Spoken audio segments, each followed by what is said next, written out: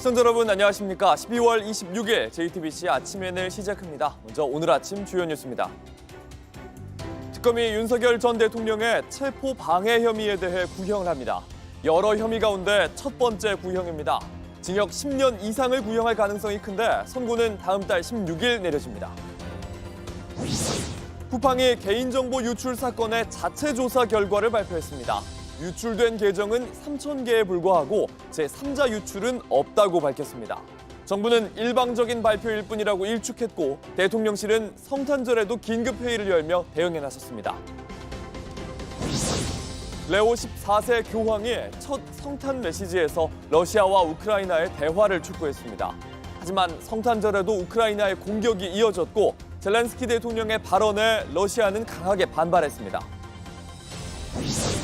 오늘은 올겨울 들어 가장 춥겠습니다. 바람이 강하게 불면서 체감 온도도 영하 20도 안팎까지 떨어지겠습니다. 전국 대부분 지역에 한파특보가 내려졌고 호남 서해안과 제주도엔 많은 눈이 내리겠습니다. 내란 특검이 오늘 윤석열 전 대통령의 체포 방해 혐의에 대해 구형합니다. 내란 우두머리 등 윤 전 대통령이 받고 있는 5가지 혐의 가운데 첫 번째 구형입니다.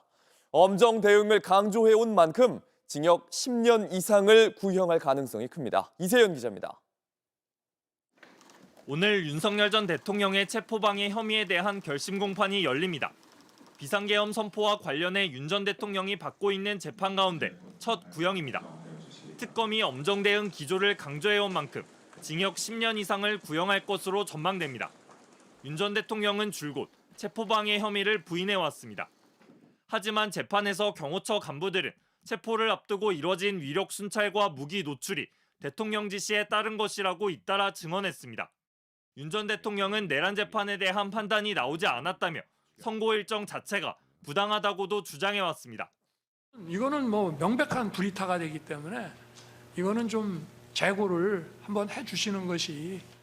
재판부는 체포방해 혐의는 내란 사건과 별도로 판단할 수 있는 사안이라며 받아들이지 않았습니다. 오늘 결심 공판은 특검의 구형과 변호인의 최종 변론, 윤 전 대통령의 최후 진술 순으로 진행됩니다. 재판부는 오늘 재판이 마무리되면 내년 1월 16일 선고할 계획입니다. 윤 전 대통령은 현재 내란 우두머리 등 5가지 혐의를 받고 있습니다. 지난 1월 경호처를 동원해 체포영장 집행을 저지하려 한 혐의, 국무위원들의 심의 의결권을 침해하고 계엄 선포문을 사후에 허위로 작성해 폐기한 혐의, 경호처의 비합본 기록 삭제를 지시한 혐의 등으로 재판에 넘겨졌습니다. JTBC 이세연입니다. 쿠팡이 개인정보 유출에 대한 자체 조사 결과를 기습 발표했습니다. 유출된 계정은 3,000개뿐이고 제3자 유출도 없다고 주장했습니다. 국회 청문회를 앞두고 갑자기 태도를 바꾼 건데 정부는 쿠팡의 일방적 발표일 뿐이라면서 확인이 필요하다고 밝혔습니다. 전다빈 기자입니다. 쿠팡이 갑자기 긴급한 사안을 안내하겠다며 자료를 냈습니다. 개인정보 유출자를 특정해 자백을 받고 고객정보 유출에 사용된 모든 장치를 회수했던 겁니다. 쿠팡 측은 지난 17일 유출자로부터 본인이 3,300만 고객의 정보에 접근해 3,000개 계정의 정보를 저장했다는 자백을 받았다고 밝혔습니다. 유출자가 저장한 정보는 고객의 이름, 이메일, 주소, 전화번호, 일부 주문 정보, 그리고 공동현관 출입 번호였습니다. 유출자는 언론의 정보 유출 사태가 대대적으로 보도되자 증거인멸을 위해 해당 정보들을 삭제했고 노트북을 하천에 버렸다고 말했다고 합니다. 이에 쿠팡 측이 해당 하천을 확인해 보니 실제로 유출자가 묘사한 것과 똑같은 노트북이 발견됐다고 덧붙였습니다. 하지만 이는 쿠팡이 유출자 자백을 근거로 내놓은 자체 조사라 검증됐다고 보긴 어렵다는 지적이 나옵니다. 특히 수차례 이뤄졌던 국회 청문회에서 말을 아끼던 쿠팡이 갑자기 태도를 바꾼 점에 대해서도 의아하다는 반응이 많습니다. 지금 정부와 수사기관이 수사 중인 것으로 알고 있어서 국회 연석청문회가 채 일주일도 남지 않은 시점에서 이번 발표는 민간합동조사단과 경찰 측과도 조율되지 않았습니다. 5개월 동안 침입해서 봤다는 그 자체가 벌써 문제가 상당히 책임이라든가 이런 부분을 좀 축소해서 형사적인 리스크를 좀 줄여보고자 하는 이런 의지가 좀 강하지 않은가. 이에 조사 주무부처인 과기정통부는 일방적 발표에 강력 항의했다며 민간합동조사단의 확인이 필요한 사안이란 입장을 밝혔습니다. JTBC 전다빈입니다. 대통령실은 관계부처 장관들을 모두 소집해 쿠팡 관련 긴급 회의를 열었습니다. 여기엔 국가안보실과 외교부도 포함이 되는데요. 쿠팡이 미국에 로비해온 정황을 파악하기 위한 걸로 보입니다. 최규진 기자입니다. 대통령실은 김용범 정책실장 주재로 범정부 회의를 열고 쿠팡의 개인정보 유출 사태를 논의했습니다. 과학기술정보통신부와 개인정보보호위원회, 공정거래위원회 등 관계부처 장관급 인사들과 국세청, 경찰청 등 수사기관의 장도 전부 소집했습니다. 지난달 20일 쿠팡 개인정보 유출 사태가 불거진 이후 대통령실이 직접 관계부처 장관들을 불러 대책을 논의한 건 처음입니다. 회의에선 쿠팡에 대한 제재 방안과 소비자 피해 구제책 등이 논의된 걸로 알려졌습니다. 특히 국토교통부, 국세청 등도 포함돼 운송업 면허나 세무조사 등 쿠팡에 대한 실효성이 있는 제재도 논의됐을 가능성이 제기됩니다. 또 쿠팡의 미국 정관계 로비 정황이 확인된 가운데 국가안보실과 외교부 등도 포함된 걸로 파악됐습니다. 대통령실 관계자는 휴일에도 회의를 소집한 건 이번 사건에 대한 강한 문제의식으로 빠르게 점검에 나선 것이라고 설명했습니다. 이재명 대통령은 최근 기획재정부 업무보고에서 쿠팡을 언급하며 처벌을 전혀 두려워하지 않는다고 비판하기도 했습니다. 이번에 무슨 팡인가 거기 그런데도 막 어기잖아요. 그 사람들 처벌을 전혀 두렵지 않을 겁니다. 그러니까 그런 데는 합당한 경제적 부담을 지어줘야 어떤 게 더 경제적으로 손실이고 이익인가를 이렇게 판단하게 되죠. 개인정보 유출 사고와 관련해 회사가 망한다는 생각이 들어야 한다며 과징금 강화와 집단소송제 도입 등 구체적인 제도 개선을 주문했습니다. JTBC 최규진입니다. 레오 14세 교황이 취임 후 첫 성탄절을 맞았습니다. 4년째 이어지는 러시아와 우크라이나 전쟁을 언급하면서 대화를 촉구했습니다. 하지만 성탄절에도 총성은 이어졌습니다. 우크라이나는 푸틴이 사라지기를 소원했고 러시아는 증오에 가득 찼다면서 야만적이라고 비난했습니다. 송지혜 기자입니다. 지난 5월 즉위한 레오 14세 교황이 첫 성탄 메시지에서 우크라이나를 언급했습니다. Preghiamo in modo particolare per il martoriato popolo ucraino. 그러면서 우크라이나와 러시아의 대화를 촉구했습니다. Si arresti il fragore delle armi e le parti coinvolte, sostenute dall'impegno della comunità internazionale, trovino il coraggio di dialogare in modo sincero, diretto e rispettoso. 우크라이나는 성탄절인 25일에도 러시아의 전쟁 자금원인 에너지 시설을 공격했습니다. Сьогодні мрія у всіх нас одна. І бажання ми загадуємо одне на всіх. Щоб він сконав. скаже кожен про себе.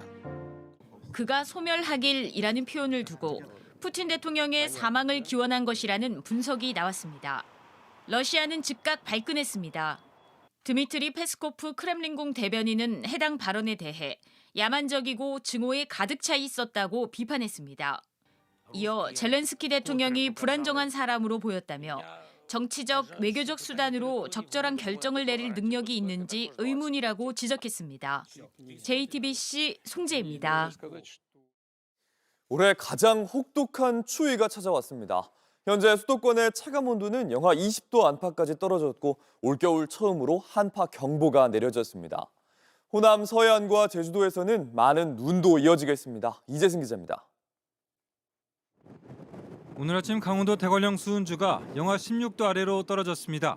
서울이 영하 12도, 대전 영하 9도, 전주 영하 8도, 대구 영하 7도 등 전국 대부분 지역이 한파에 꽁꽁 얼어붙었습니다. 강한 바람까지 겹치면서 체감온도는 영하 20도 안팎까지 크게 내려갔습니다. 대륙 고기압의 확장으로 차가운 북서풍이 강하게 불어 대부분 해상에 풍랑특보가 발효되겠고 해안을 중심으로는 순간풍속 시속 70km 이상의 매우 강한 바람이 불겠습니다. 서울 등 전국 대부분 지역에 한파주의보가 내려졌고 경기 북부와 강원, 충북 일부 지역에는 한 단계 높은 한파경보가 발효됐습니다. 올겨울 한파경보는 이번이 처음입니다. 호남, 서해안과 제주도를 중심으로는 강한 눈도 예상됩니다. 찬 북서풍이 상대적으로 따뜻한 서해를 지나며 두터운 눈구름이 만들어졌습니다. 기상청은 오늘 하루 제주 산지에 최대 15cm, 전남 서해안에는 최대 5cm의 눈이 내릴 것으로 내다봤습니다. 이들 지역에는 대설주의보도 발효됐습니다. 눈이 내린 뒤 곧바로 얼어붙을 가능성이 큰 만큼 교통안전에 각별한 주의가 필요합니다. 주말인 내일도 강추위는 이어지겠습니다. 기온이 오늘보다 조금 오르고 바람은 잦아들겠지만 서울 아침 기온은 여전히 영하 10도 안팎에 머물겠습니다. 수도권을 비롯한 중부지방에는 1cm가량의 약한 눈이 내릴 가능성도 있습니다. 이후 비교적 온화한 서풍이 유입되면서 모레 일요일에는 기온이 평년 수준을 회복하겠습니다. JTBC 이재승입니다. 온라인에서 화제가 된 뉴스, 화제가 될 뉴스를 골라 전해드립니다. 아침엔 소셜픽입니다. 올해 크리스마스엔 산타 할아버지가 울지 않은 아이들에게 다녀갔을까요? 인공지능을 활용해서 성탄절을 즐기는 방법이 크게 주목을 받았습니다. 곤히 잠들어 있는 아이에게 산타 할아버지가 찾아와 머리를 쓰다듬습니다. 루돌프와 함께 아파트 베란다 문을 열고 집으로 찾아온 모습도 실감이 납니다. 성탄절을 앞두고 구글 제미나이 등은 인공지능을 활용해서 관련 사진이나 영상을 만들 수 있다고 광고했는데요. 네, 챗GPT 등을 통해 생성한 사진에 그로그로 애니메이션을 입히는 등 온라인에선 보다 실감나는 영상을 만들기 위한 여러 인공지능 활용법이 공유가 됐습니다. 이 생성형 인공지능 가운데 비교적 덜 알려져 있던 그록은 유행에 힘입어 국내 앱스토어 1위를 달성했는데요. 때를 놓치지 않고 이걸 홍보에 활용하기도 했습니다. 그렇다면 산타클로스가 아이들에게 잘 다녀갔을까요? 북미 항공우주사령부에 따르면요, 크리스마스 이브 밤 11시 27분 한반도를 날아갔던 산타클로스, 잠든 어린이들에게 다녀간 뒤에 전 세계 일주를 끝냈다고 합니다. 미국에선 트럼프 대통령이 성탄절을 맞아 아이들에게 걸려온 전화를 받았습니다. 어린이와의 대화에서도 정치적 활용을 잊지 않았습니다.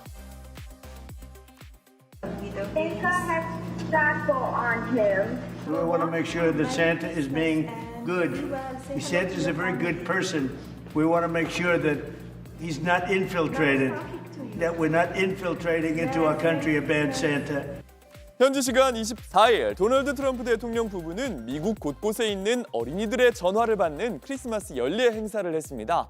북미 항공우주사령부가 70년째 산타클로스의 경로를 가상으로 추적하고 있는데 오클라호마주에 사는 10살 어린이의 질문에 대통령이 답을 한 겁니다. 그런데 어울리지 않는 농담이 계속됩니다. Oklahoma was very good to me in the election. Right, I know. Oh, Pennsylvania is great. We won Pennsylvania. Actually 3 times. I'll bet your mom voted properly. Well. 인형을 갖고 싶다는 소녀에게 자신이 지지해온 화석 연료를 강조합니다. What would you like Santa to bring? Not coal. Not coal. No, you don't want coal. Well, coal is, you mean clean, beautiful coal.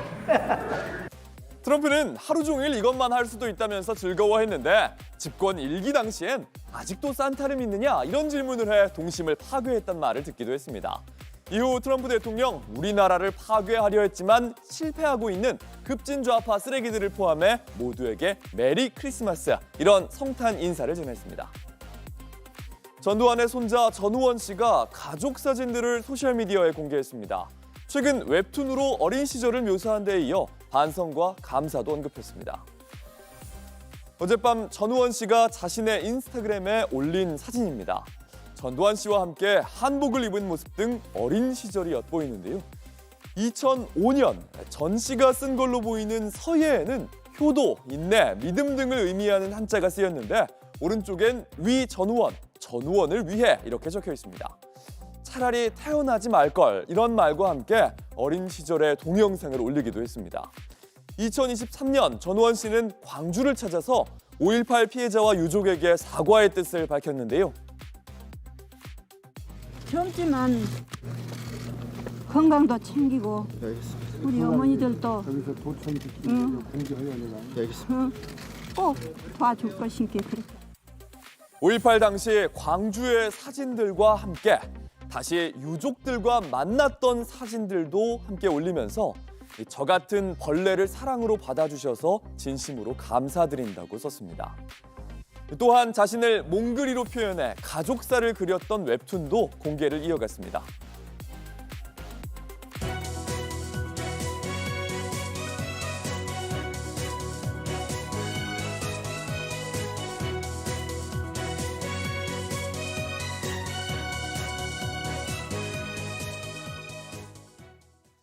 치솟던 $1 환율이 정부의 개입에 30원 넘게 떨어졌습니다.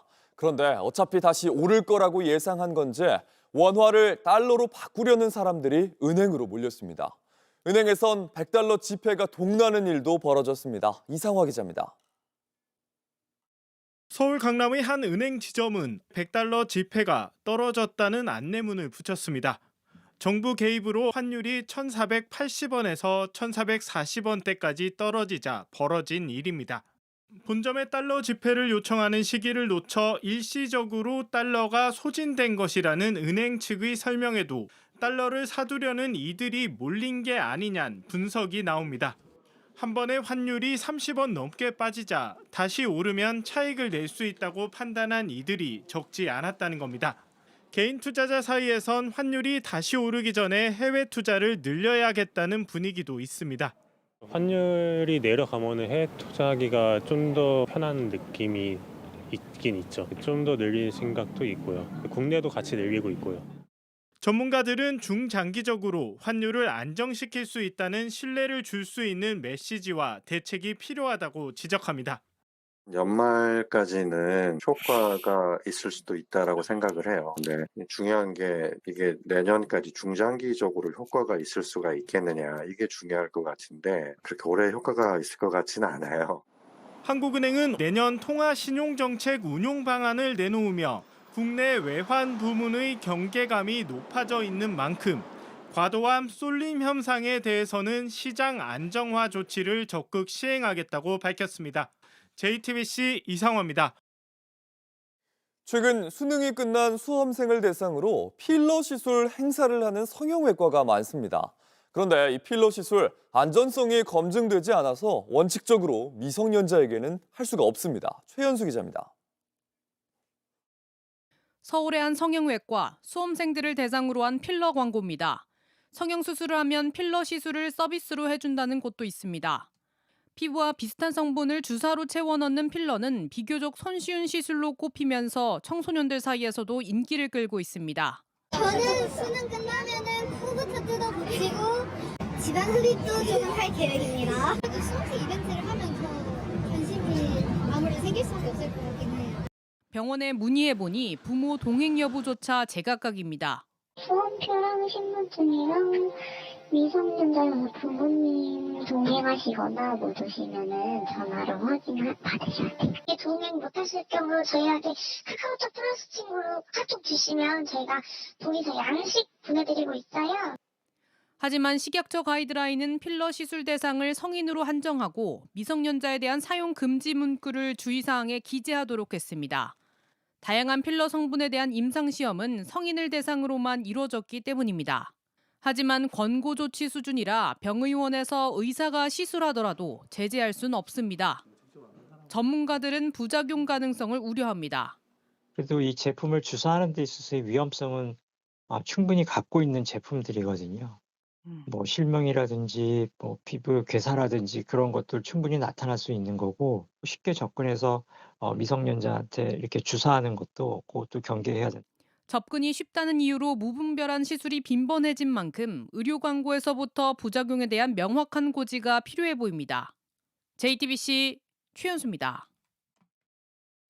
국내에서 전기차 판매량이 지난해보다 50% 넘게 늘면서 전기차를 찾는 소비자가 다시 느는 추세입니다. 국내의 완성차 업체들은 설계부터 제작까지 소비자가 원하는 맞춤 제작으로 전기차 시장 공략에 나서는 중입니다. 김도훈 기자입니다. 기아가 출시한 중형 전기뱅 PB5입니다. 국내에서 처음으로 선보이는 PBV, 목적 기반 차량입니다. PBV는 처음부터 목적에 맞춰 설계부터 제작까지 소비자 요구에 맞게 변형이 가능합니다. 전용 전동화 플랫폼을 기반으로 모듈식 부품을 용도에 맞게 조립하는 맞춤 제작 방식입니다. 탑승 인원과 목적에 따라 시트 배열을 다양하게 바꿔 승합차에서 화물차와 캠핑카, 푸드트럭까지 만들 수 있습니다. 기존의 승용이나 화물 운송뿐만 아니라 다양한 업종이나 목적에 적합한 맞춤 제작이 가능하다는 게 PBV의 가장 큰 장점입니다. 그동안 개조 과정에서 들었던 비용 부담과 차량 손상에 대한 우려가 해소되어 경제적 효과와 편의성이 높아졌습니다. 제조사 중심에서 소비자 중심으로 자동차 시장이 변하고 있는 겁니다. 출시 3개월 만에 3,600여 대가 팔려 전기밴 국내 시장 판매량 1위를 기록했습니다. 밴은 주로 화물차나 승합차로 사용했지만 맞춤 제작이 가능해지면서 구매 유형도 예전과 달라졌습니다. 제작 단계부터 소비자가 원하는 기능과 요소를 포함할 수 있다 보니 기존 미니밴 주요 시장이었던 운송업체와 법인업체 대신 개인 구매자 비율이 70%를 훌쩍 넘어섰습니다. 한국산 자동차 최초로 전기밴의 본고장인 유럽에서 2026 세계 올해의 밴을 수상하는 등 상품성과 경쟁력을 둘 다 잡았다는 평가를 받았습니다. 기아는 화성 PBV 전용 공장을 비롯해 2027년까지 연간 25만 대 생산이 가능한 설비를 갖출 계획입니다. 또 일본과 중동, 아시아 태평양으로 시장을 확대해 지역 특성에 맞는 PBV 생태계를 늘려나가기로 했습니다. 맞춤 제작 방식 전기차가 시장 수요를 반등시키고 판도를 뒤집는 게임 체인저가 될 수 있을지 업계가 주목하고 있습니다. JTBC 김도훈입니다. 날씨입니다. 오늘 아침 최저 기온이 서울이 영하 12도, 대관령은 영하 16도까지 떨어지면서 올겨울 들어 가장 춥겠습니다. 바람까지 강하게 불어서 체감온도는 영하 20도 안팎까지 내려가겠습니다. 전국 대부분 지역에 한파특보가 내려졌고 호남 서해안과 제주도에선 많은 눈도 이어지겠습니다. 주말인 내일도 강추위는 계속되겠고요. 중부지방에선 1cm 안팎의 눈이 오는 곳도 있겠습니다. JTBC 아침엔을 마칩니다. 다음 주도 7시 반에 아침을 열겠습니다. 시청해주셔서 감사합니다.